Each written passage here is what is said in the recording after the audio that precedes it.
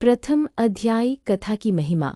एक बार नारद मुनि भगवान विष्णु के पास जाकर पूछते हैं, हे प्रभु, ऐसा कौन सा व्रत है जिसे करने से मनुष्य को सभी सुख, समृद्धि और मोक्ष की प्राप्ति होती है। भगवान विष्णु ने कहा, हे नारद, जो मनुष्य श्रद्धा से सत्यनारायण व्रत करता है उसे सब प्रकार की सिद्धि, सुख और धन की प्राप्ति होती है। यह व्रत पूर्णिमा तिथि को किया जाता है।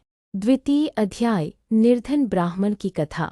काशी नगरी में एक निर्धन ब्राह्मण रहते थे। वह बहुत दुखी और दरिद्र थे। एक दिन भगवान स्वयं ब्राह्मण रूप में प्रकट होकर बोले, सत्यनारायण व्रत करो, तुम्हारा कल्याण होगा। ब्राह्मण ने श्रद्धा से व्रत किया और उसके बाद से उसकी दरिद्रता दूर हो गई। वह धन, सुख और संतोष से भर गया। तृतीय अध्याय व्यापारी और उसकी पत्नी की कथा।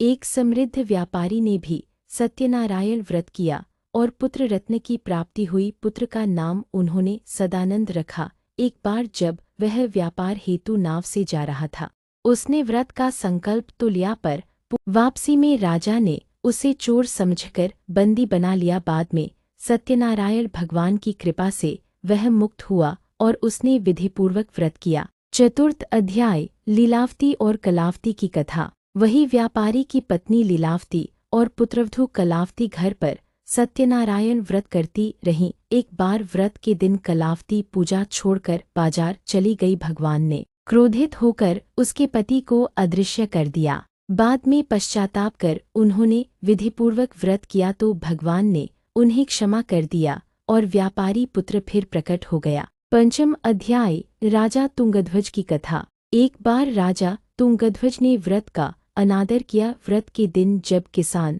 सत्यनारायण की पूजा कर रहा था, राजा ने उसका उपहास किया। फलस्वरूप उसके राज्य में अकाल पड़ गया। राजा ने बाद में पश्चाताप किया और विधिवत व्रत किया, जिससे उसका राज्य पुनः समृद्ध हो गया।